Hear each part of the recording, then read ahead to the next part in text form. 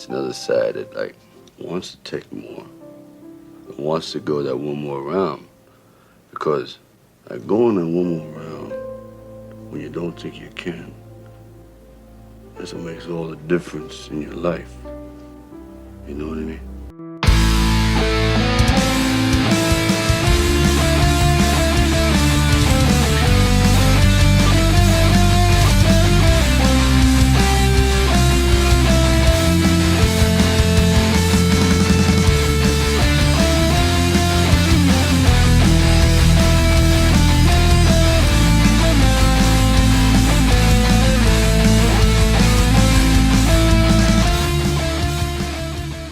Welcome to another episode of One More Round, the Rocky Series podcast. Boy, Did you forget which show you were on? I only really do two podcasts like every week, the Rocky and the Rambo. And each one has, that beginning part. I can easily just say the Rocky podcast, the Rambo podcast, but it's like I always said, it's a long round. Anyways, so it's One More Round, the Rocky Series podcast. We'd like to welcome all those who are joining us live. If you're listening to this on your audio feed or on YouTube and you're like, how can I be part of the live discussion when we go live? Your comments are talked to and read about while we record. Guys like Louise and Donald and our regulars, join our Twitter or join our Facebook or join our Discord, because in those social media platforms, in those groups, and links are provided in every show note, is where I announce when we go live. So that's how people can join live. So that's how it's done, okay?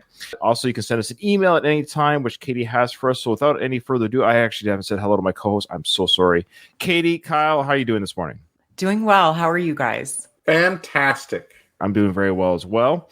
Yeah, I'm excited. Today's a fun episode. I kind of want to get into it. Maybe I'm just a little bit excited because we're going to be covering the charity match. I mean, that's this episode. It's funny how these films, I felt like, again, with Rocky 2, I felt like it took forever to get anywhere. I mean, it's a great film and I love it, but I felt like it took forever for the coma scene to end, or even like the final round. It took forever for Rocky to stand up. In that whole film, everything seems to take forever. Where now in Rocky 3, we're already at the charity fight. And then after that's the statue ceremony. Then after that, it's the loss in the ring. Like all these boom, boom, boom. It just seems like the segments are different. It is action-packed. Yes. You have the fight, of course, from Rocky 2, or at the beginning of Rocky 3. Then you have him doing a bunch of title defense fights.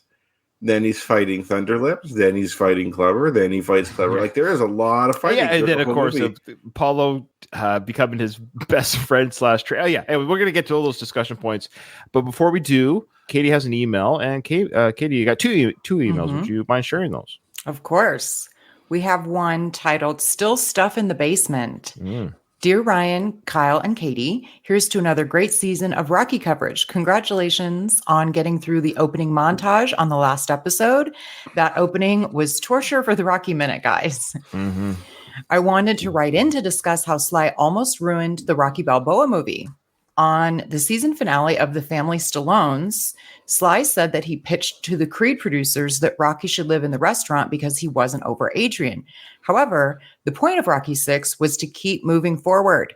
If the Creed producers had listened to Sly on that one, Rocky would have forgotten his lesson and still had tension with his son, rendering Balboa a useless entry in the Rocky series. Ironically, however, I do think Sly's idea would have also enhanced the Creed series. Imagine Rocky living at Adrian's. Adonis walks in one day, the events of Creed and Creed 2 happen, and then we get Rocky in Canada saying, "You look just like his mother." Oh, my heart.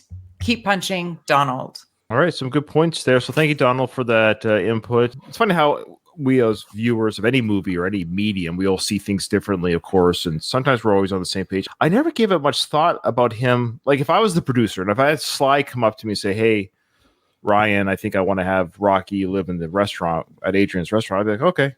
I don't see that being a problem, and I don't know if it enhances or there's almost a part of me that thought that he was almost there all the time, but he doesn't, quote unquote, live there. He lives in his apartment. We see at the beginning of the movie, of course. I don't think there's anything wrong or not wrong living in the restaurant. I'm almost indifferent to it. What do you guys think? I like the idea of him living like above Adrian's restaurant, also because it's sort of mirroring Mickey living above the gym. Yeah.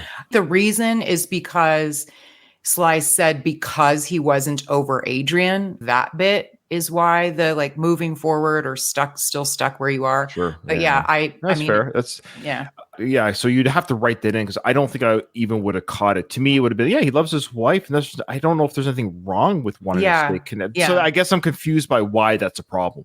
Okay, he wants to live in the restaurant. He saves money on rent because he lives in the building and has to rent anyway. So yeah. Anyways, interesting. Kyle, did you have anything to? I kind of like it the way it is, rather than him living above the restaurant. But I get like you guys said, I don't think it would be. I don't think it would ruin the movie or anything if he was there. I liked seeing Rocky doing better.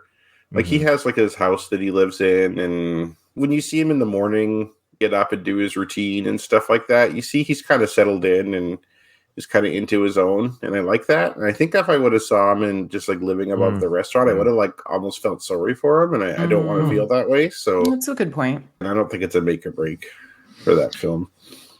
Yeah, so Louise says he doesn't like the idea. It would make Rocky a tragic figure who's just too stuck in the past. So there you go. So I guess, maybe the producers were right about that. It works. It doesn't not work. So there you go. Okay. All right. The next email. It's titled Rocky 2 and the Final Bell Song. Hi, Ryan, Kyle, and Katie. This is Paul from South Carolina. I was with you guys for one of the last episodes of the Going the Distance Creed coverage. Yes, I remember. Yeah. So, of course, before the One More Round podcast, for anyone listening to this, I did Going the Distance, the Rocky Series podcast. That's what that show was called. I did it with my brother Ruben. Some people have carried on to this version of the same concept with Kate and Kyle as my co-hosts. We did I think in the Creed one or two seasons, we did an actual like open invitation to some of our listeners to come join the live discussion. So I think that's what Paul's saying. He was there on camera and on voice and added his actual, not just chat input, but vocal or on the mic input. So we did that a couple times. He says, I meant to email earlier when you were covering Rocky 2. Sorry, I'm a little late. One thing that's always stood out to me in Rocky 2 is the music at the end of the fight when Apollo is counted out. The Final Bell song plays. The song is used in almost all the other films, but for me, it really stands out for the first time in Rocky 2 at the moment where Rocky defeats Apollo. I love how this song is used throughout the series and even continues into the Creed movies. Creed 3 even has a version of it. Maybe that little bit of Creed 3 will keep that movie tied to Rocky for me. I'm not a music or movie analyst, but I thought I would bring it up. Keep up the great work, Paul. Yeah, I agree. I took note of the music particularly in that final fight as well. It's perfect. And yeah, I did recall it in Creed 3. I like that positive note. I'm on the same page. I think music as well. I'm not saying anything groundbreaking here. Yes, music obviously has an emotional connection to things. And so when you have a musical cue that reminds you of the franchise, even when Rocky is not in the actual film, it's that emotional connection for sure. So music's awesome. Thank you so much, Paul, for that. Now, before we get into some other business, I just want to say to Rocco, who of course made the trivia book, I'm still haven't found the Rocky trivia book in my boxes of stuff since the move. So what I'm going to probably have to do is I'm going to have to buy the hardcover version on Amazon if it's available for Canada, and give a couple extra pennies to Rocco there for that. Him and his father, E.M. King, are great followers of the show, so they deserve some love. If you haven't already, guys, go on Amazon.com or .ca or wherever you are and purchase the Rocky Trivia book. It's good for this young lad who did all this work. It also comes with additional questions that we haven't done for the other two films, so we'll have some catching up to do. Okay. I got some Reddit and Facebook and Instagram responses to I made a little clip of the video of last episode where we had Paulie talking to Rocky saying, this ain't cardboard, I've got feelings. There was a good discussion. I thought it was a very healthy, well thought out discussion of, is Paulie referring to his tie as cardboard, or is he just saying his feelings or his being as a person is cardboard? He's just moving his tie around or holding it as an actor's choice, or is he moving his tie out of the way to expose his heart, that his heart is not made out of cardboard? A lot of great suggestions and a lot of great insights. And we had some, just like in our debate, or not our debate's not the right word, in our discussion about how we feel or what we see as a scene, we got just as much of a mixed baggage. A lot of people leaning towards more Katie, which doesn't mean she's right. It just means that people responded, I think, want me to be wrong more than anything. No, we love it. So here we go with some of the responses. Okay, so from Instagram was actually our number one response. So thanks to everyone on Instagram for responding. User had me at Yo. She is actually the co-host of the Rocky Files podcast. So thank you for reaching out. She said, I agree with Katie. There you go. Simple as that. Jerry Scullion, he's been very active on our YouTube comment section. Not too much so, but so much so that I can't respond to everything via almost text or on our show. It'd be a whole other podcast. But the general feeling from Jerry, which will be what I read here, is that Jerry has been listening to this podcast since the Going the Distance days. Big Rocky fanatic, right? I don't know. A lot of his comments lately have been like, "We're not on the right page about anything," which is totally his right. But I almost feel like, geez, man. Hopefully, we do an episode where Jerry's like, you know what, you guys got it this time. Anyways, we love you, Jerry. Very talented guy, very nice guy. This is what he had to say about the scene. He goes, "I always took it as Paulie saying he is a real person, and yes, he is referring to his tie when he says, I got feelings, this ain't cardboard." So he is saying, I, Paulie, have feelings. This, my clothing or my tie, is not cardboard. I'm a real person, not made of cardboard. Hey, look at this tie. It's real, and I'm really here, not just something you can crumble up and throw away like cardboard. At least that's how Jerry interprets it. The idea being that he's saying that he himself is a real person. That part of him is his clothing that he's wearing. You know, this ain't cardboard. I have feelings. Austin, who is my nephew, I don't even know if he listens to the show. He might, but he seems to be more of a Rocky nerd than I anticipated. So Austin, so he actually quotes the script, which I thought was really great. He says, "So what? You weren't no prize either. I always tried to help you, but got nothing back. Yeah, buy a new house and you move Mick in. Yeah, you don't ask me why. The old man is better than me." So that's from the actual script. And then he hits his chest in the script. So this is what he's referring to. So he hits his chest in the script, says, "This here ain't cardboard. I got feelings here." Yeah, that makes way more sense than the tie. The tie is just bizarre. Thank you, Austin, for sharing this filming script that Sly would have handed to the cast, before the filming started.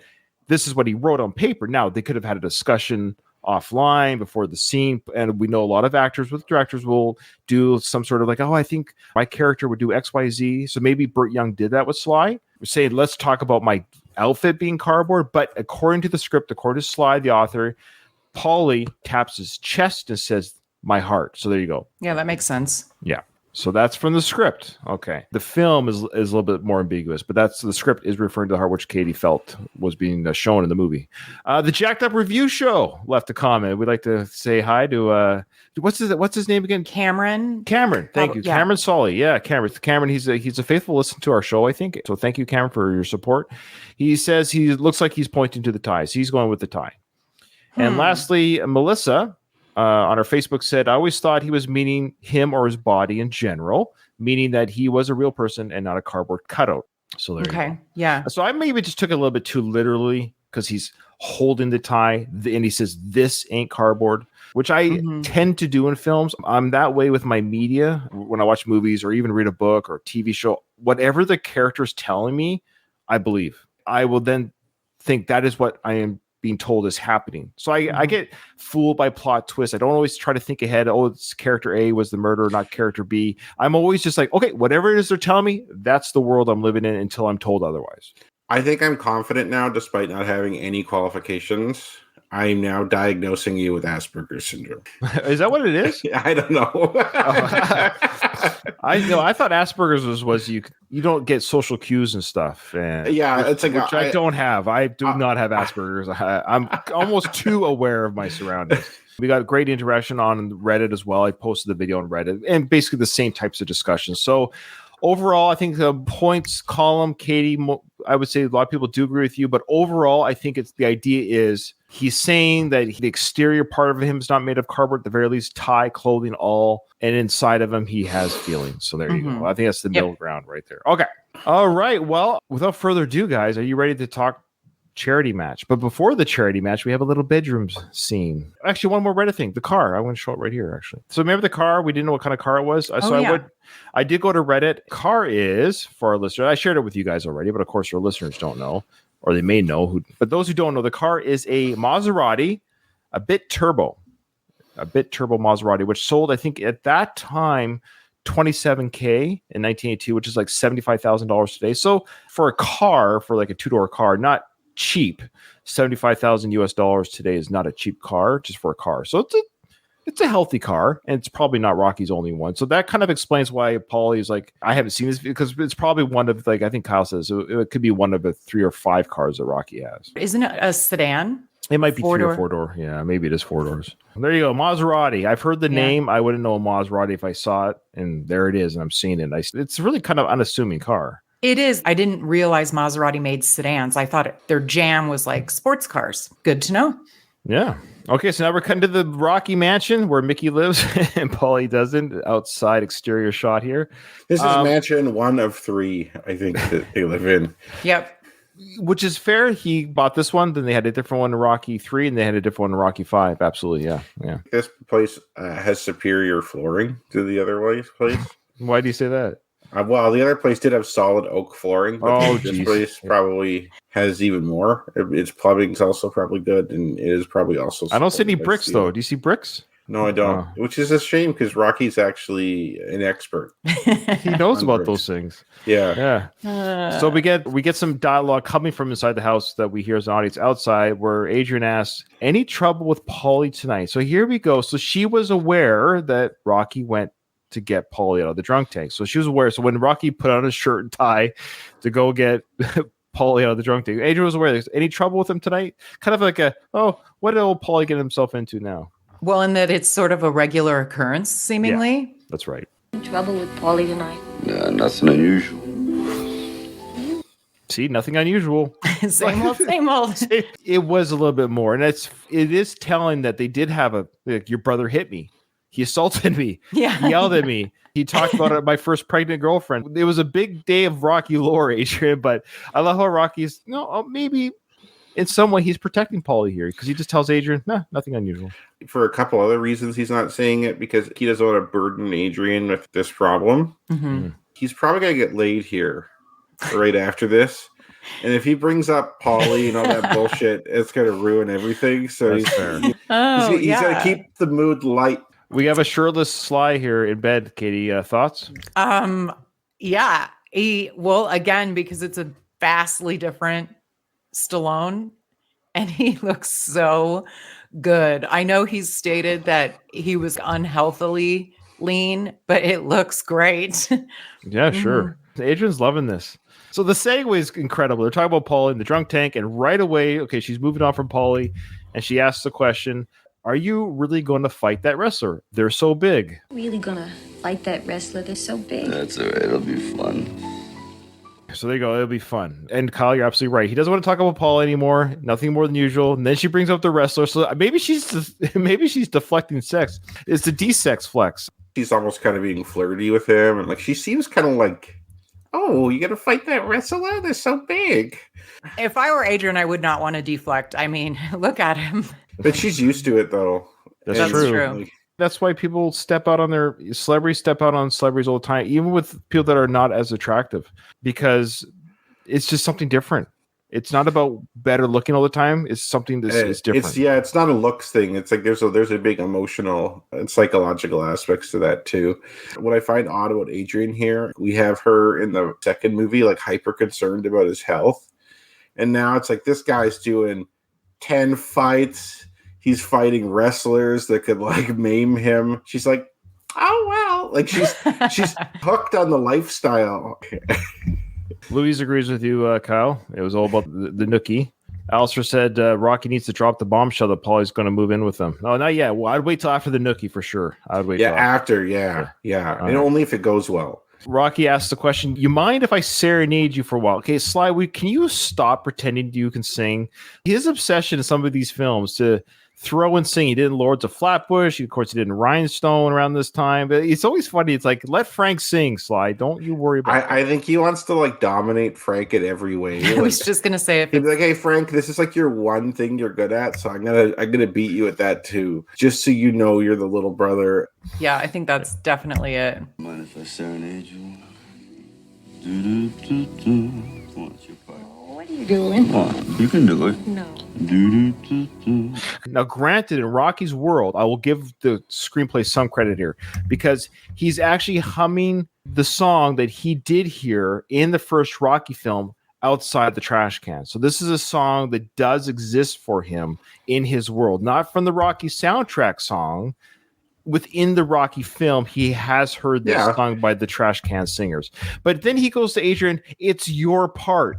She's like, what are you talking about? My part? Have they done this before? They've done this before. Okay, well, if they've done it before, she completely forgets how to. Yeah, I've never liked this scene for what you can't. It's horrible. Yeah. This is what the kids would call cringe. Mm-hmm. Come on, Rocky, you're gonna wake the baby. The 3-year-old baby.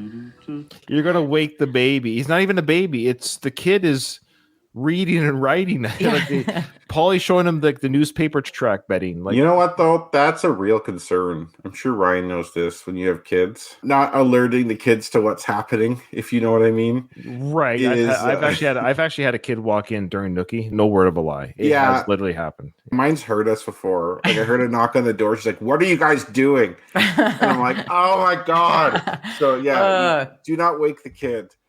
Why is Daddy screaming?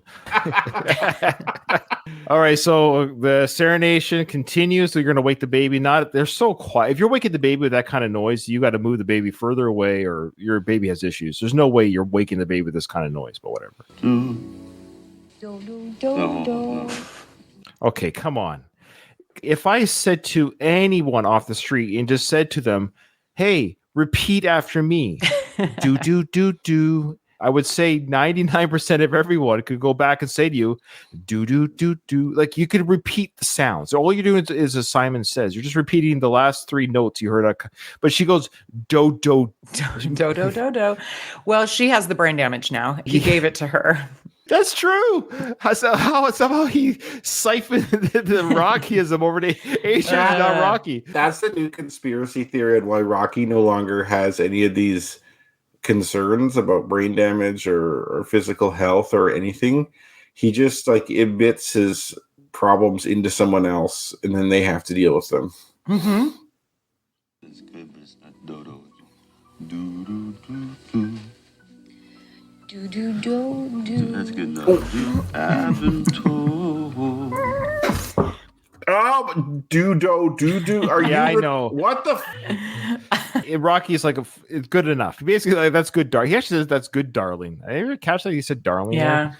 But Rocky doesn't care. He's just any way he can get into Adrian's pants. That's all. He wants to open up that silky, sexy pajama robe. It's like a frumpy nightgown. It's not like she's not trying to look sexy for him, and also like all men are different. But this is what I'd think if I'm in this situation. I want to see if you agree.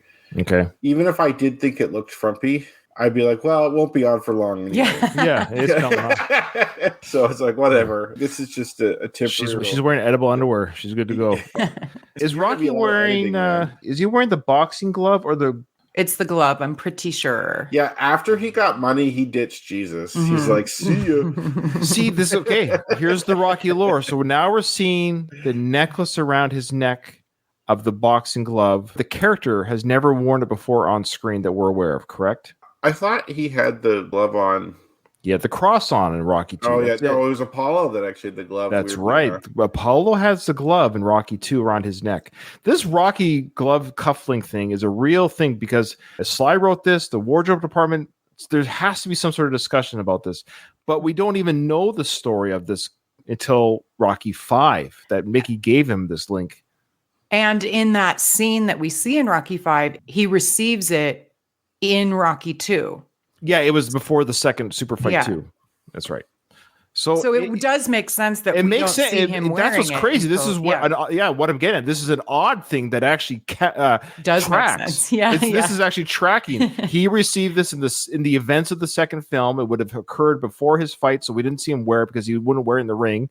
He wears it after the fight. It was a gift from Mickey. And he's wearing it now in Rocky 3, and then we find out how he gets the cufflink in Rocky 5. Do do do do. By people in the arm. Do do do do. Said to take me back like before. What's the matter? I don't know any more of the composition. So I would love it if Frank comes bursting through the door. I've got it. Let me take it. I'll take She's it. like, Frank sings this to me too when we were. Oh, never mind. Oh, yeah, wait, yeah. No, I was trying to make a joke about her like cheating on Rocky with Frank. No, It's like no. when I'm with Frank, he knows all the words, or whoever the trash can guy is. Maybe this is the bed that Frank inherits. Oh yeah, From the Yes. family Now we're Stallone. now we're talking real world. Yes, Frank Stallone, real world. Frank Stallone has a. What did he say? It was Frank Stallone owns the bed that his brother consummated his relationship with Jennifer to create their daughters. He has that bed. So many things wrong with that. A, why do you have an old bed? B, why do you have your brother's old bed? C, why are you bringing that up to? Yeah, he brought it up to the girls.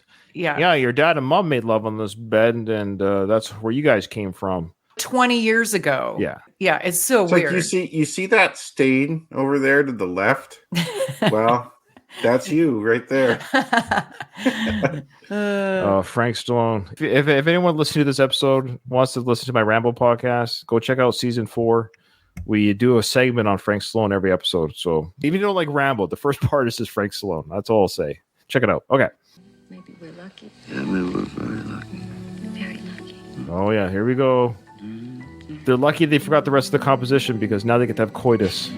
Now, before we get into the, of course, to the fight here, the charity fight, it's the Youth League Benefit presents a Battle of Champions, Rocky Balboa versus Thunderlips. Here's the question I want to pose to you. I know this was brought up in the Rocky Minute. They did a great job with this, but we'll do better.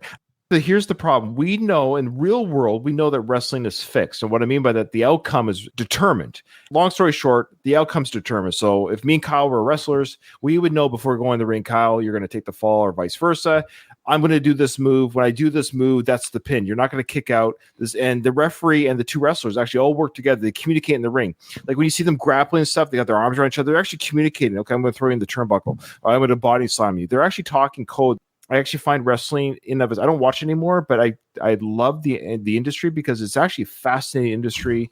They're incredible athletes, and the bumps, we call them bumps, when they land on the concrete or when they fly in the air and do their elbows in the air onto the mat, and they're taking what's called bumps. They're hitting stuff. It doesn't tickle, and they're taking real hits and stuff that are basically stuntmen in the ring.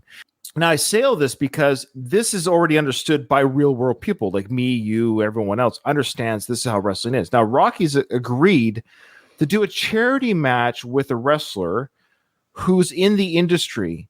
Everyone in this movie seems to be unaware that wrestling is not. What I mean by this fixed part now is like nothing is full on hitting. So when you do hit the wrestler, when you hit each other in the ring, you do get there's contact, but it's always withheld. Like if I hit Kyle or Katie, if I hit you in the ring, you'll feel like the slap, just like I'm hitting my hand here. But the receiver of the hit, it's called a sell, and you sell the hit. So if you on the side of my face like that, me just hitting myself now, I kind of felt that, but I'm going to whale my head back and land on the like you sell. But what we're seeing here is that Thunderlips is legitimately assaulting Rocky because Rocky, you see in his face coming up. Why are you actually, when you arm bar me with your arm, and you're actually causing me real legitimate pain had wrestling not been this way? What is the reasons that the man who's in the industry of wrestling understands how wrestling works, i.e. Thunderlips, wrestling is not the way he's doing this to Rocky in the ring? We see that Rocky is aware that it is like a choreographed performance. Right. Because he says as much, like he starts to talk to Thunderlips about, okay, I'll hit you, then you hit me. But then there's a point where Thunderlips does turn, and it is odd.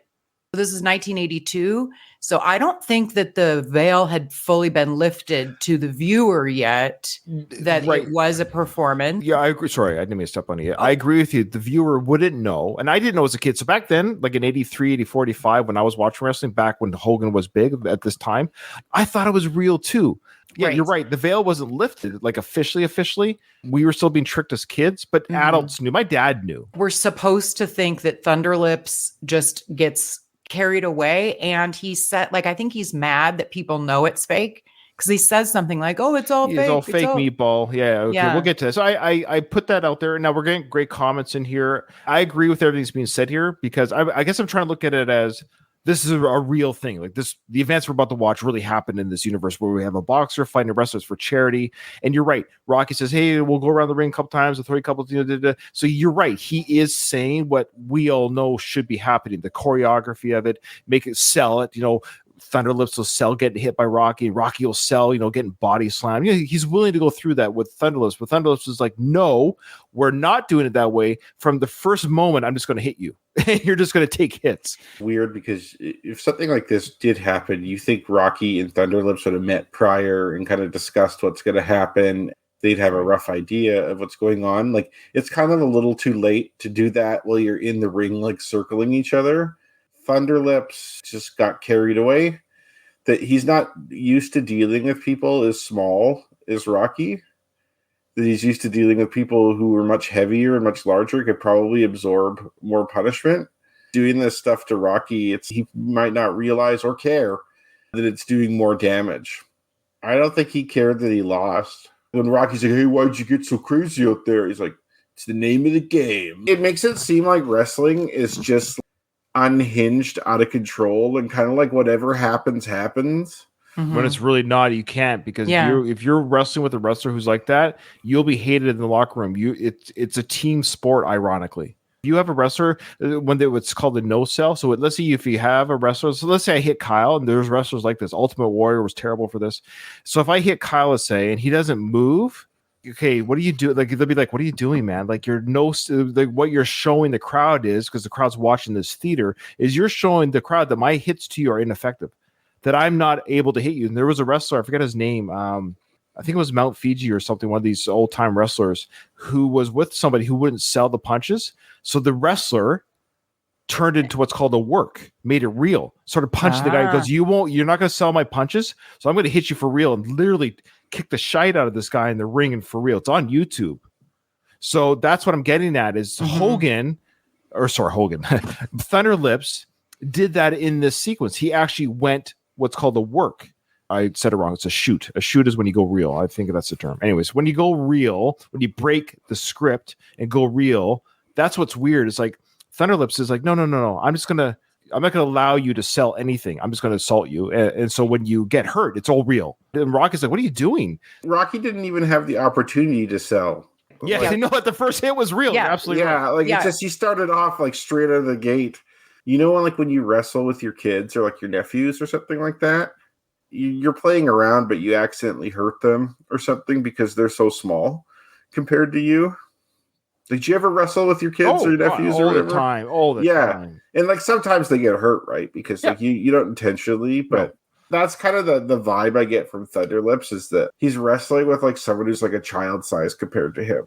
Quickly, a work in wrestling, it refers to anything that is scripted or planned. Okay, so Rocky's like, okay, we're going to plan. You're right. They should have done it before they enter the ring. So Rocky's in the ring saying, hey, let's work this out. Let's figure out what we're going to do here. So including the outcome of matches, storylines, character developments. A shoot is, on the other hand, a shoot refers to something that is real or unscripted, breaking the boundaries of the planned storyline. So that's what Thunder Lips does. He shoots this whole match. So it's when a wrestler goes off script during a promo or an actual match, sharing real feelings or addressing real life issues. It's all fake Meatball. It's referred to as a shoot. So why Thunder Lips went to shoot mode right away, it's never explained. They don't have any history together at all. Rocky doesn't know anything about this guy. I don't see why he'd have a problem with Rocky. And then he actually assaulted police officers. Like, and one of the comments brought that up.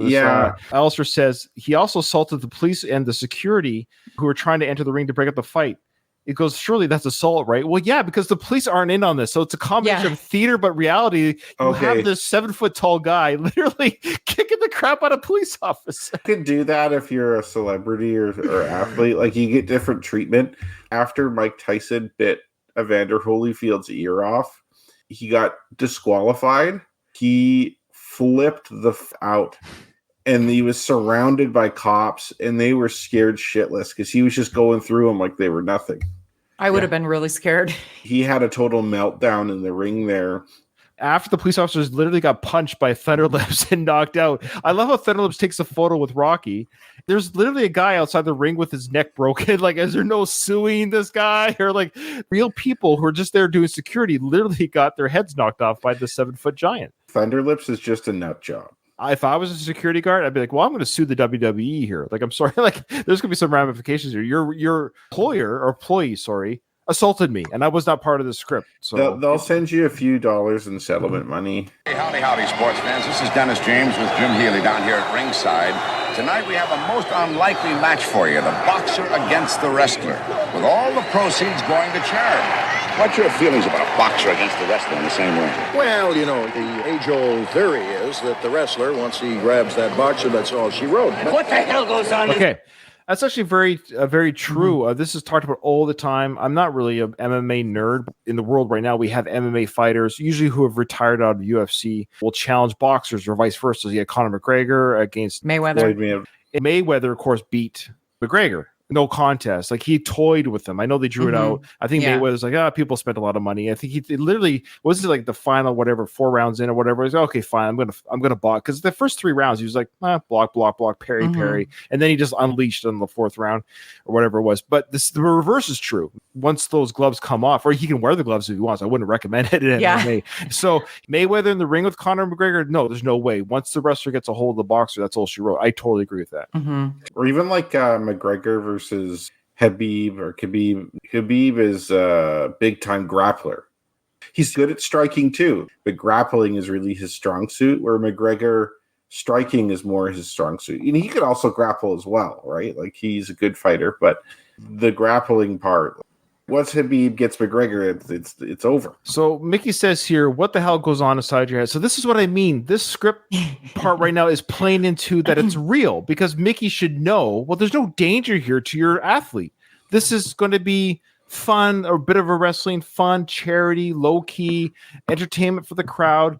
But Mickey is actually acting like it's real. What goes on inside your head here? Like, why are we doing this dangerous thing? It's not worth the charity for you to put yourself in danger. Now, wrestling has danger, but what I mean is scripted danger. Is this the first time you two are discussing that this is happening? I guess there's just no communication before the ring. We're doing a charity match. We're going to discuss the fight in the ring, and I guess I'll talk to my manager in the ring as well about his feelings on this matter. There has been some weird fights like this in real life. Chuck Wimpner sued Sylvester Stallone, and this was used as evidence in the suit, because Chuck Wimpner had a match kind of like this against Andre the Giant. But there's also like some other weird ones, like Muhammad Ali had one where he was against this martial arts guy, but then like they made some rule where he couldn't kick a certain way, and so like the martial arts guy's strategy was to like be on his back and like kick at Muhammad Ali from his back, and Muhammad Ali's like going down pawing at him. Like, it was really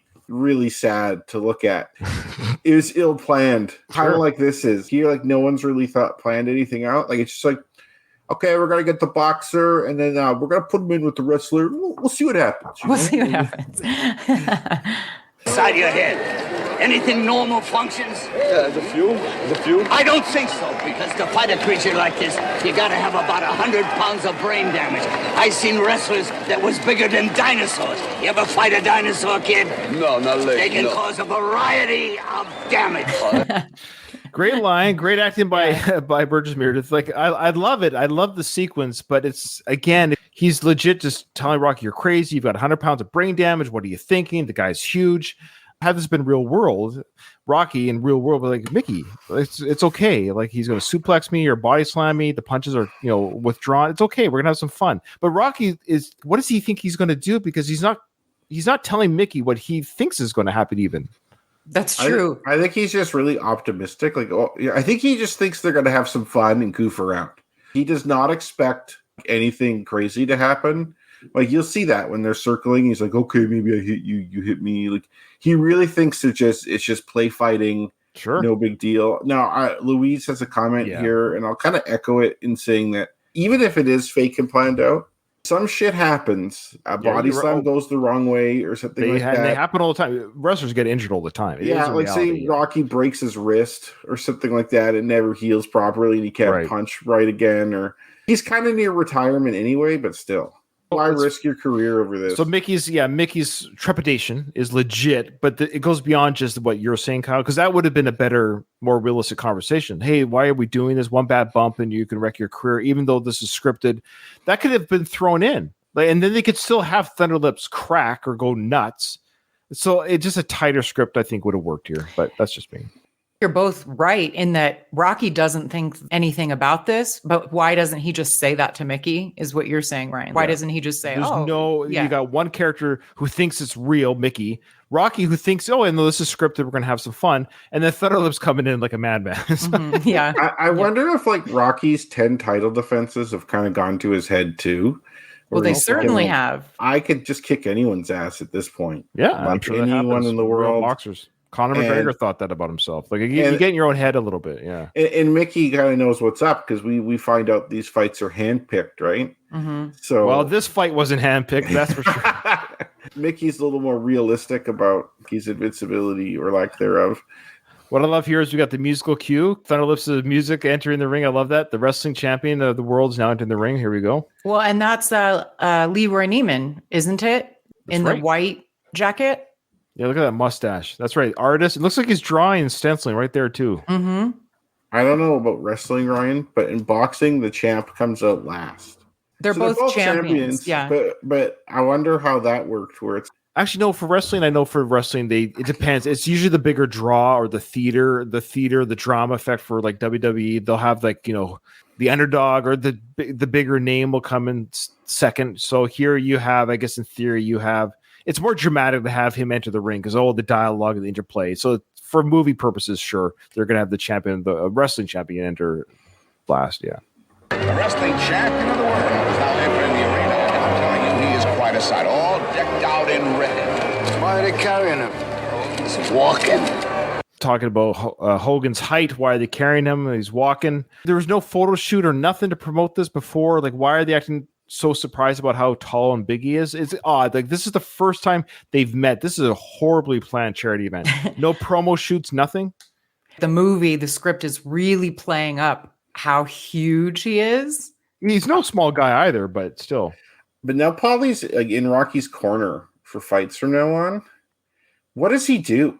Like, shares the towel. I don't know. Yeah, like we have the cut man there, but yeah, he's moral support. He's a hype man, honestly. Mm-hmm. Yeah.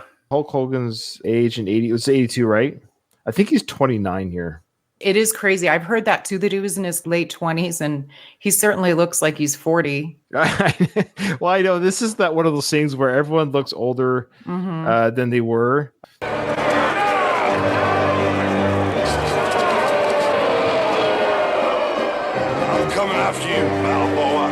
Now, the crowd hates him, so he's what's referred to as a heel. A heel is somebody who is the bad guy in wrestling, and Rocky in the situation would be the face. That's the good guy. So Jesus the crowd is Christ, Ryan. I did not know that wrestling had like all these different terminologies. I dabble to a degree, but I definitely know all the terms. I love wrestling. I really do. I love the culture of it. I love the history of it. I don't watch it currently, but again, 80s and 90s and the Attitude Era, I watched all that stuff. Monday Night Wars. People that know what I'm talking about. Okay, but that being said, so Rocky's the face. Thunderlips is the heel. But what I find interesting then is it is common. I mean, it's to have a champion as a heel. It does happen in wrestling, but it's just interesting how it just so happens that the wrestler is a heel. Because had it been somebody like Steve Austin or The Rock, let's just say, back in the day was fighting Rocky, both would be cheered. And this actually does happen. There are many wrestling matches where both are people are almost conflicted in the crowd. Oh. Who do I cheer for? There's a fight between Hogan and The Rock actually back in the day.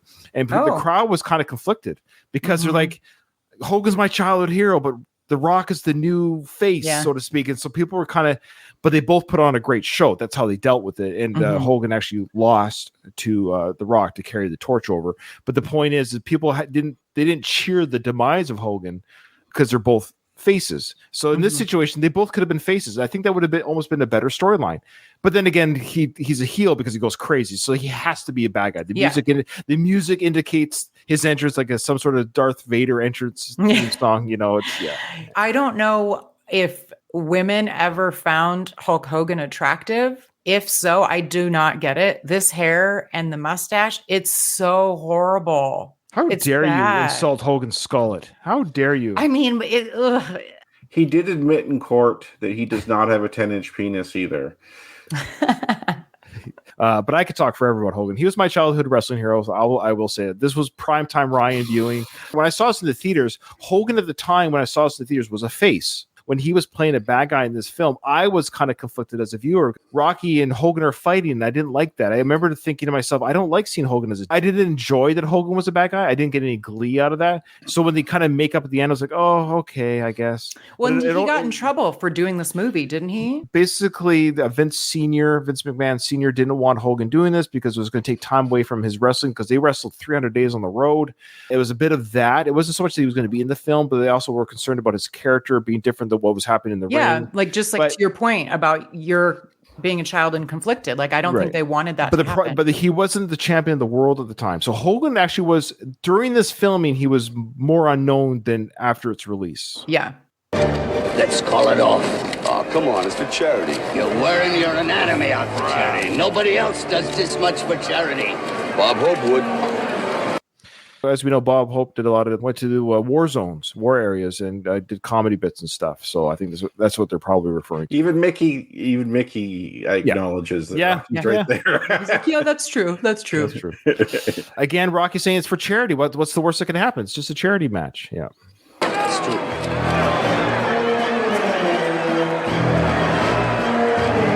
29 years old. You better call Bob Hope. Yeah, that's great. So Paulie says, you better call Bob Hope and have him fight Thunderlips. It's an absolutely horrific costume, by the way. Yeah, everything about it. Is there anything you like about it, Katie? Anything? No. He kind of has like the horizontal vagina on his back. Well, that's the whole point. Thunderlips. Yeah. That's a porn name, right? Yeah, exactly. Yeah, he's like the ladies and the ultimate male, and I'm like, gross. Who's into that? These two ladies holding the ropes are. Yeah. I mean, yeah. Yeah, I remember being watching this as a young man and being like, all right, like he has some ladies there with him, like, yeah, they're showing some cleavage, and that's an improvement.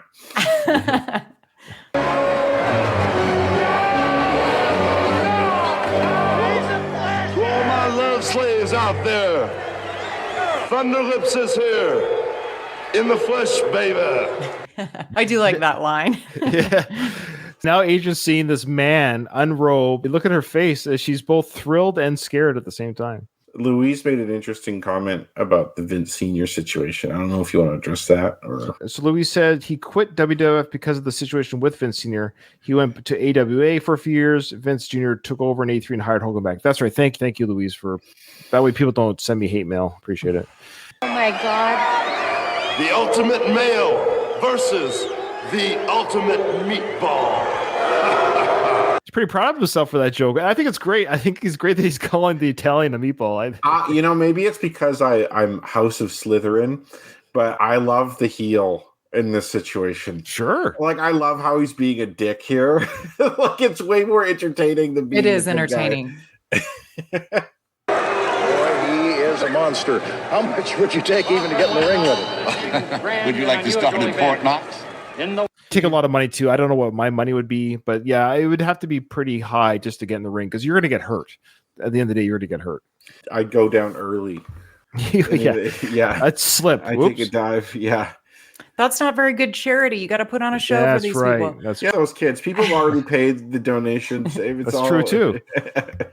White corner, an incredible sight, standing nearly 7 feet, weighing 390 pounds. Oh, the gee. undisputed wrestling champion of the world. It's the biggest arm in the world. A man who calls himself the ultimate object of desire, the mountain of molten lust, the one, the only Thunderlips. And then he does a duck face. He kisses the crowd with that duck face, the Thunderlips. He also kisses his bicep, Hogan, or Thunderlips. So I'll say Hogan. Kisses his bicep and says, the biggest arm in the world. He was always about that in his wrestling promos. He'd always talk about the size of his biceps. So the fact that he did this in this film, very interesting. But he always, I got 22-inch pythons, brother. He'd always go on about how big his pythons were, is what he referred to his biceps as. Gross. I want to point out that he came in at 390 pounds. Yeah. Let's take Rocky's fictional weight here of 202 pounds. Yeah, That's still basically twice his size. Mhm. The Rocky's probably really, like Stallone, I mean, is probably actually closer to like 150 pounds. Sure. Which Here. they probably, Hogan probably what weighs 250. I don't Probably, know. yeah. You know, Oh so- God, no way! He's 250. How tall is he? I think he's 6'8". He's probably about 300 pounds. Okay, well, so either way, it's still twice in real life and the fictional. It's like twice the size. But 390, I even remember as a kid being like, no way. I wonder how much Andre the Giant weighed. He would probably be 390 or more. Yeah, I do recall him being in the 400s. But he was way bigger than Hogan. Oh, yeah. Louise just said Hogan was about 300 pounds. Okay. There you go. Yeah, big boy. In real life, these wrestlers, you do not want to mess with them. Bad news, folks. Don't do that. These guys, especially the 80s wrestlers, man, Mhm. you're dead. You're dead. They might have scripted matches in the ring, but these guys will knock your head off. Absolutely.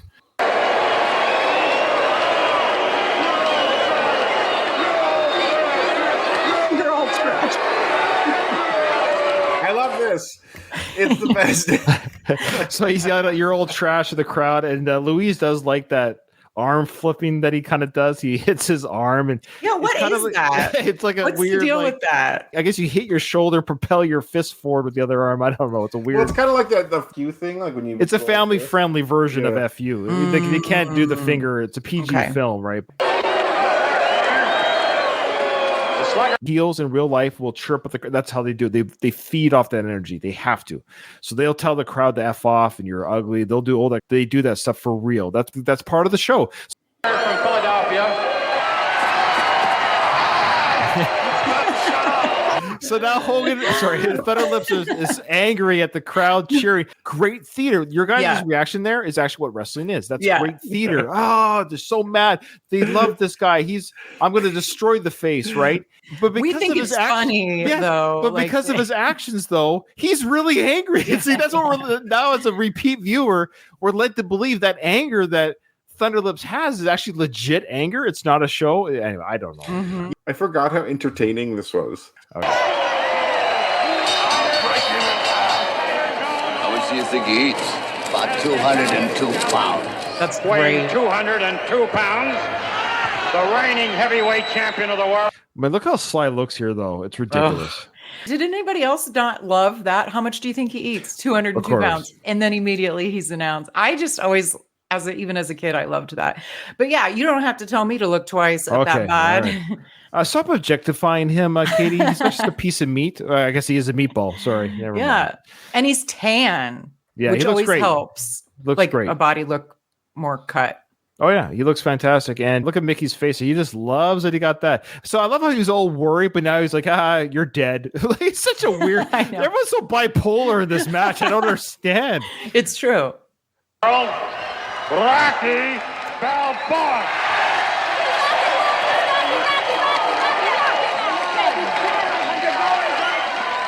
Come to the center of the ring, please. Why had kind of forgotten that Clubber's there? In a tuxedo. Feather earrings. Like you see the other people in the crowd, everyone else is wearing like normal clothes. This is a wrestling match. Mm-hmm. The people who would attend this, no offense to wrestling fans, No. probably this is their best clothes they, Yeah. they have.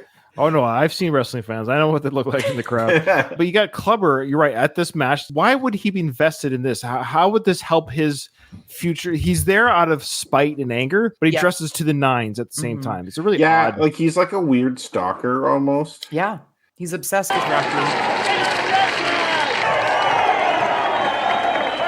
All right, you guys, you know this is for fun, so take it easy and give him a good show. Of course, we have the classic scene of Sly looking at Hogan's chest. This is the one time Sly isn't wearing lifts or on a crate for the effect of this scene, if that makes sense. He wants to be diminutive to Hogan, right? Their difference isn't quite that much, almost. He's about almost a foot taller. Well, Hogan's actually on a crate. In every movie, Sly is always walking Yeah, on yeah. lifts or whatever. But yeah, this is the only film, is what I'm getting at, where he's allowed his height to be exaggerated at all. Listen, after the match, how about if we get a Polaroid together, okay? You're in trouble, man. that push, part of the show, that I could take that push, but Adrian stands up like out of fear. Was nobody told how any of this works? Is this so? Okay, yeah. I'm gonna break him in half like this. Seems like lately everybody wants to beat me up. Stay away. Fake faces. Yeah. Mickey it's like now he understands suddenly that it's fun and games. That should have been said at the beginning. I know this is all fun and games, but be careful out there because injuries can happen. That's all I'm asking you to do, Rocky. You're my fighter. This is for fun. I'm glad you're doing this for charity. I get it. You're crazy in the head to do this still with this guy, but if things go south, just stick and move or whatever. Don't get yourself in real danger for charity. Right now, he's just saying, it's all fun and games.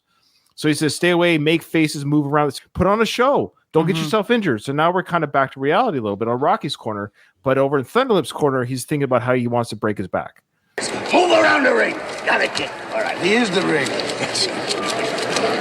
He is the ring. I get nervous. I never caught that. Yeah, No. so he's saying move around the ring, but Paulie's saying there's nowhere to go. He occupies the whole ring. He is the ring. You can't escape Thunderlips. Yeah. He occupies the complete space. That is the ring, yeah. And then he does a little crossy prayer in the corner, and Mickey says, I get nervous every time he does that. I like that. He does that. He comes in hot. Whoa, you move pretty fast for a big guy, you know that? Listen, why don't we just move around a little bit, like give him a good show. First I'll chase you and you chase me, okay? How's that? So there you go. Sly, the writer of the movie, and Rocky, the character, are both on board here. We're going to choreograph this a little bit, put on a good show, have a little bit of fun. And he starts punching. He goes, is that okay? He wants to make sure he's not hurting the real life person, not the character, Thunderlips, and to put on a good show. Sly also loves wrestling, by the way. He also knows the industry. He has that as one of his story points in the movie Paradise Alley. That's all about wrestling. So in that film, we had that same discussion where the events of the film seemed more real than they really were, but wrestling has always been scripted. So Sly knows this. So Sly himself knows that wrestling is a scripted industry. And so he's wrote it in 2 different films. So the character is doing what Sly knows. However, again, for unrevealed reasons, Thunderlips just wants to hurt Rocky, the character. All right, here you go. Is that okay? Stay away from him. That hurt, right? Don't mess with him. How's that? Okay? Not bad, huh? See right there, he grabs Rocky's head and arm crosses him across the backside, puts him on the canvas, and Rocky's face is like, what the face of like, why did this turn this way? Yeah, from the ground, looks up at him like, what the f are you doing, dude? Exactly. That is the look. So Rocky is like, okay, this is odd. Come on. Hey. It's all fake, Meatball. All fake. Thunderlips has gone absolutely berserk. Pause. I just realized I totally misinterpreted something before. Oh, sure. So we were talking about before how Thunderlips said it's all fake. But when I was looking at the captions, he says, think it's all fake? No, I knew that. I knew that's All what he fake? said. Oh, I always okay. knew he said that. What's happening here is Thunderlips is saying this to Rocky, yes. Rocky's never given any indication that we had a comment earlier where people are saying back then, yes, the mystery was protected. It's called kayfabe, by the way. That's the other term. Kayfabe is the illusion that wrestlers will keep. So, for example, if 2 wrestlers are enemies in the ring, to keep kayfabe, they are not allowed to be seen outside the ring as friends, even though they are in real life. Hogan's character here, Thunderlips, is saying to Rocky, he's actually, what you could argue is he's keeping kayfabe with the boxer, saying you are not part of the wrestling industry. I've heard rumors that the public says it's all fake, so I'm going to show you, person who's not part of my kayfabe, that it is all real, and you're going to see that it's real. So it's not real, but the wrestler has to keep kayfabe and protect the industry to make it real. That might be just what's happening here. Yeah. But he does it from the get-go. I don't know. You're right. It is odd that he's physically hurting him on purpose. It could be that his Vince McMahon Senior, Junior of Thunderlips, whoever it was, told him, "Hey, whatever you do, don't break kayfabe." So he's under contract. I don't care. We'll protect you. Don't break. So that I've created this story here that we never see, but. Blast off, Meatball!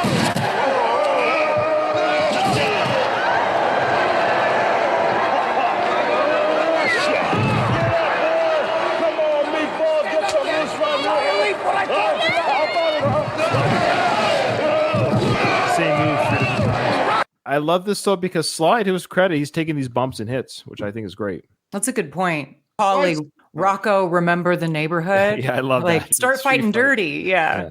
Sly's not afraid to get. Oh no, he's not afraid to take a hit. No CGI on the faces here, folks. It's just yeah. No, remember the neighborhood. Get out of his way. No, I'm not yet. Not for the meatball. I'm not done with him yet, boy. I can't break your spirit. This God. Oh God. Okay, now you know what's crazy? This part always stresses me out because, again, take away the sound effects of the bat breaking, because that's the thing is we're hearing bones breaking as a sound effect.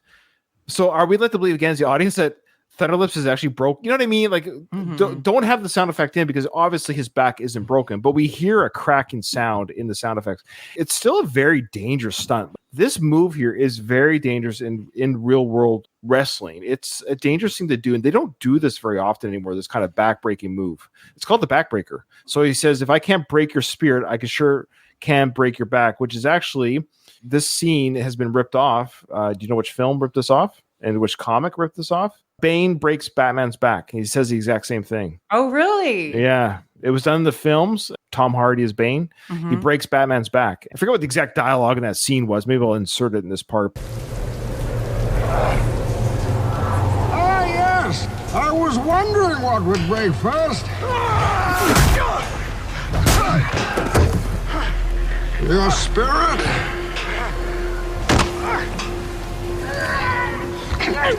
Oh, your buddy. He breaks Batman's back. That was done in the comics. It was mentioned about his spirit being broken as well. Yeah. Did not know that. Yeah. But this is painful to watch even. Sure enough can break your back. Is Daddy having fun? So you hear the back sound. Did you hear that? It's a crack sound. So we're led to see. This is what I don't understand. That was obviously put in for the movie, yes, but there's a back-breaking sound on his back. Now, there's no indication later on that his back is injured, but again, it's just And then, of course, the little kid says, "Daddy, you having fun?" Yeah, he's having a blast. Of course. Russia. Now, this move coming up here is called the leg drop. This is actually Hogan's famous move in real wrestling life. He does this this is his finishing move, as they say. I don't really understand. I don't know. It's a horrible finishing move, but it's his finishing move. And you're right, in real life, that wouldn't do anything to anyone, but it's for dramatic effect. Yeah. You've got this, 50-pound leg landing on your chest like a piece of plywood, I guess is the idea. Okay.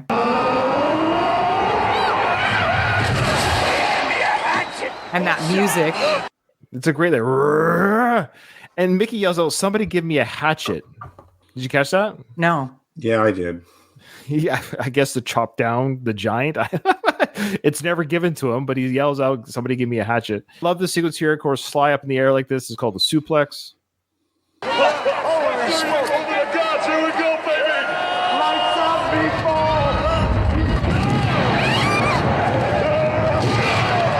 Elbow drop to the back of the head. Is really in pain. See, even the announcers are like, okay, Balboa's really hurt. Like, this is not scripted. The only one who's gone off script, of course, is Thunderlips.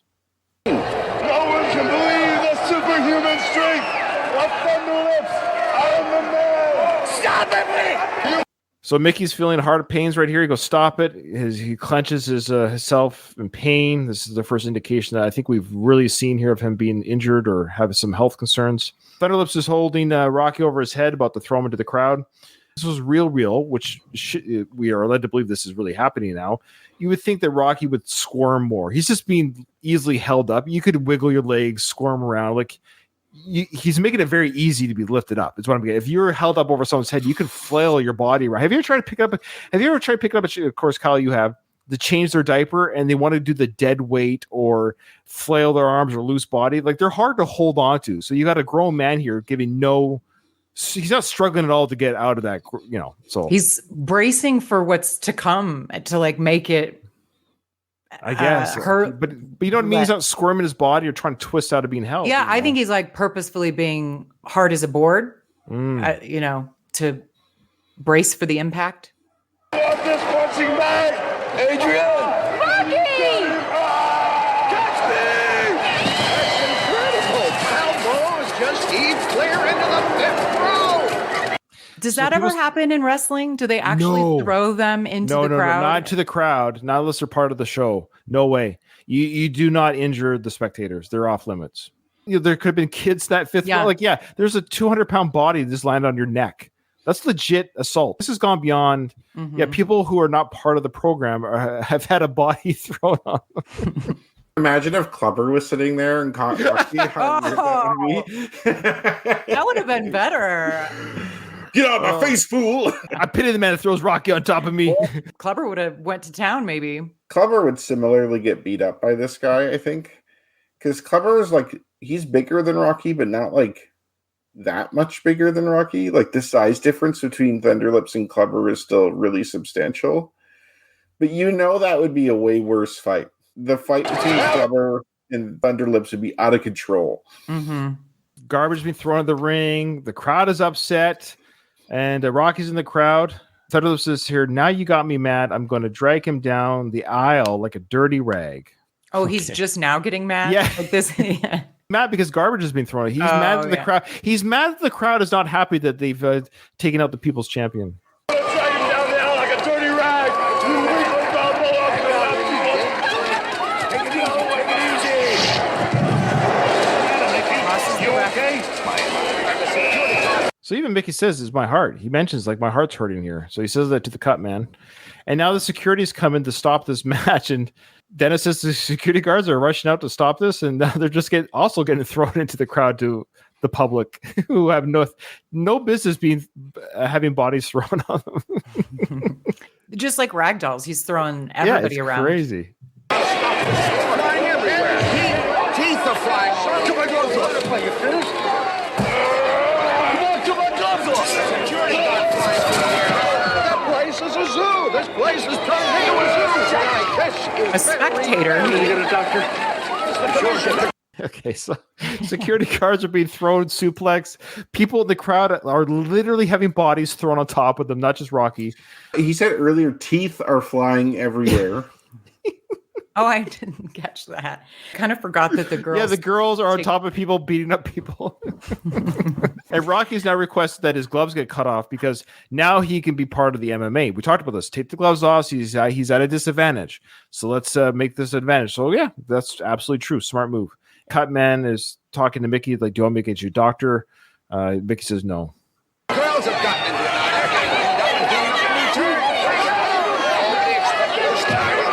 And Thunderlips is actually in the crowd, physically assaulting the public. Like he's actually hitting a dad who took his kid to this thing. And it's for charity. Like, Jesus.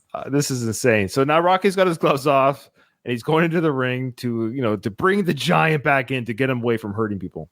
I'll be right back. Maniac, come back here!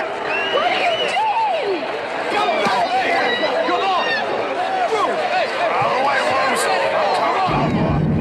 on! Okay, I love this sound effect. We all love it. So Thunderlips comes back, slams his hands onto the ring, and it thunders. There's like a thunder. He's so strong and powerful, the whole ring shakes. So it's I love it. I love the sound effect guys who did this. Hey, come on, let's throw that in.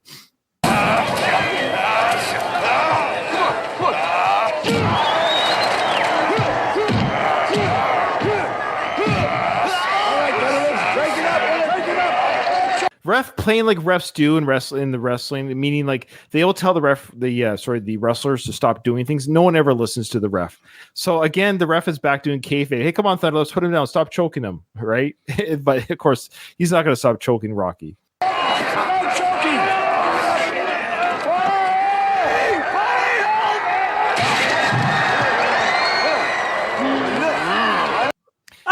He's like an animal, pissed off. He growls at Paulie. He's like, what? Another classic wrestling theme or staple, getting hit with chairs. Of course, it's the breakaway chair for the film, but we're led to believe it's probably a real chair that breaks across the back, causes him nothing but an irritation. Paulie's will say, no, I don't sweat you. This is real life. If you actually, this has happened in wrestling in real life where people in the crowd have come out to punch or fight a wrestler. They come out of the crowd and get in the ring. Wrestlers will kick the snot out of you. So if you're not a part of this fight and you're coming in to interfere, this is a real punch. This would actually really happen to somebody who'd do this in real life. Swing you.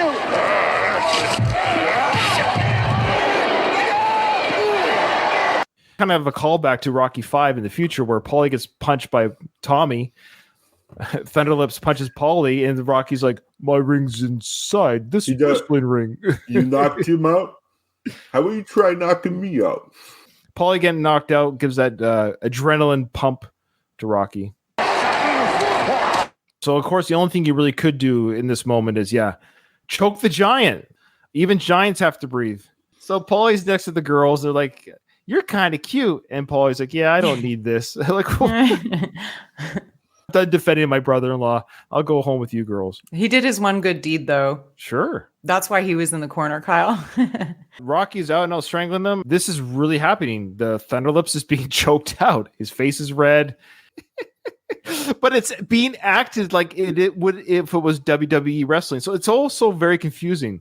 Because these punches we have to let to believe are full on punches that Rocky's giving Thunderlips, and now he picks him up and suplexes them. Of course, this is a big moment because nobody suplexes the giant. There was a back in the wrestling at this time between two major giants. It was Andre the Giant and Big John Studd, and they had a body slam contest. Whoever body slammed the other won the match because they're both giants. So this is probably from that you have this diminutive fellow, quite frankly, lifting up a giant and lifting and throwing him out of the ring the same way he sort of was thrown out of the ring. So he kind of does it. What I love is we see in real life Stallone holding up 300 pounds, and it isn't easy to do, and he's struggling. You can see it. It's not easy. It's probably one take. You got that lift. You see the lift that Hogan gives Sly when he lifts him up. You see he kind of that's what wrestlers do. They help. It's called selling. So again, we have the wrestler selling the move, but okay, whatever. It's so confusing.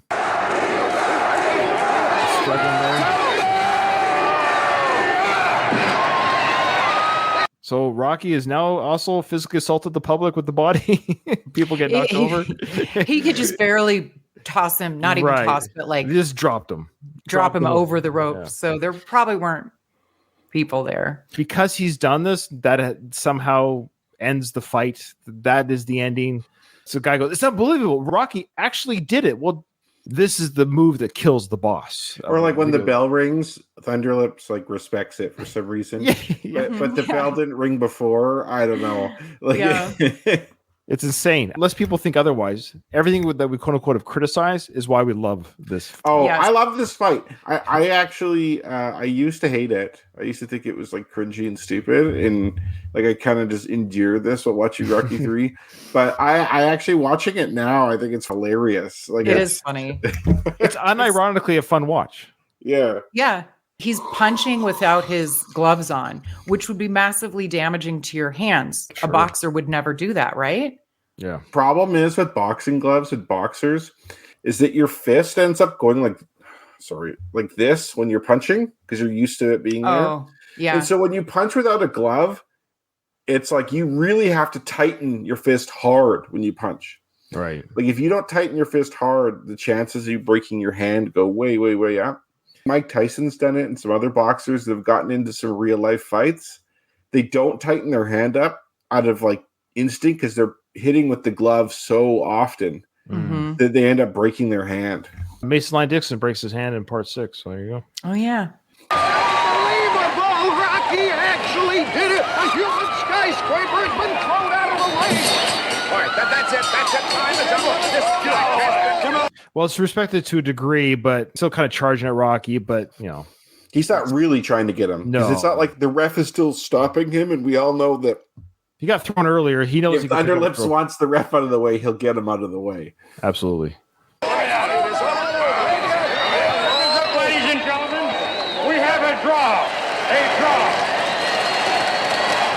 you very much for the 12th annual charity match between the Italian Stallion Rocky Balboa and Thunderlips, the Ultimate Male. See you next year. Thank God. So funny little moment there, Leroy Neiman saying this is it. But this is the 12th one. This is the 12th annual charity event. I wonder what the other 11 were like. Well, maybe it's not always a boxer against a wrestler either. Like maybe No. it's just something else. I just think this is a highlight. I don't think this one's ever been topped. Imagine being the 13th annual. You're like, oh man, we're not going to top that event. There's no way. If something like this actually happened, like something this insane, years later, once YouTube is invented, this would be on YouTube and rewatched over and over again. Yeah. Now, there's a scene coming up where Stallone picks up the kid and actually hurts him in real life. Yeah, and then he's like, "Oh, you're fine." He was almost like it was a combination of dads do. I do that with my kid. Like, you're fine. You're gonna be fine. But it was kind of Sly as the director too, saying we got to get this shot. You're fine. We're gonna get the shot. But like he hurts the kid in real life. Yeah. Are you all right? Yeah, pretty good. Good match. Hey, why'd you get so crazy on me out there? That's the name of the game. That's the name of the game. So now, he's not breaking kayfabe. He's going to get a raise when he gets back to his business of wrestling and the respect of his fellow wrestlers. That's the only theory I have is he kept kayfabe for the industry. So, Well, listen, while you're still calm, can we get that Polaroid together? Yeah, sure. Adrian, come on over here. My wife, Adrian. My kid. It's Thunderlips. Al, would you do that? Okay, that's all right. Sometimes charity really hurts. funny looking kid. It's funny. I think of all the kids, he's the funniest looking one they have. Yeah.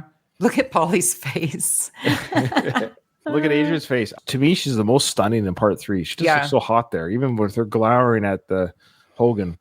But yeah, here's the photo.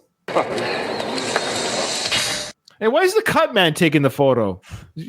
Yeah, and look at her looking at Thunderlips too, and not her husband. It's kind of like there's this photo out there, Melania Trump staring at Justin Trudeau. Yeah, I've seen that. Well, Justin's single now, so there you go. Yeah. Oh, is he? They got separated. Oh, I didn't know that. It's been pretty quiet news, oddly enough. Even as a Canadian, I'm like, when I saw it on Twitter, I thought it was a joke. Oh, man. Ryan, where I'm at, everyone hates Trudeau, and everyone has big trucks that have these fuck Trudeau stickers on them. Oh, yeah. So I unfortunately hear way more about Trudeau than I ever want to. Okay. I'm in the capital of Canada, so maybe it's a little bit less quieter here, or more quieter here. Of course, the next day's headline is Rocky and Thunderlips raise $75,000 for youth club. That's it? That's it. I know. You went through all that for... That's 3 of his cars. Yeah, they raised 3 Maseratis. Wow. They should have said $1 million or 1.2 or something. They made it an oddly low amount. I don't know why. Okay, well, that was a fun episode, guys. Thank you so much for enduring that. I know it's a big one, but you can't really split that in half. All right, so I think break it in half like this. Break it in half like this. So I think the next episode is the statue unveiling. I think that's the next one. I think so. Oh, wow. Big event. Hey, woman. All right. Well, thanks everyone to join us. Remember, send us an email. Join the Patreon. What do you get on Patreon? Well, basically, this episode will be released right away on Patreon. So if you missed the live, unedited recording stream, patrons get the recording right away. So they don't have to wait. It's not edited. You get the mistakes and all that good stuff. But people don't seem to mind that. So you get that and you help support the work we do for the show. Well, with that, the episode is over. I didn't hear no bell.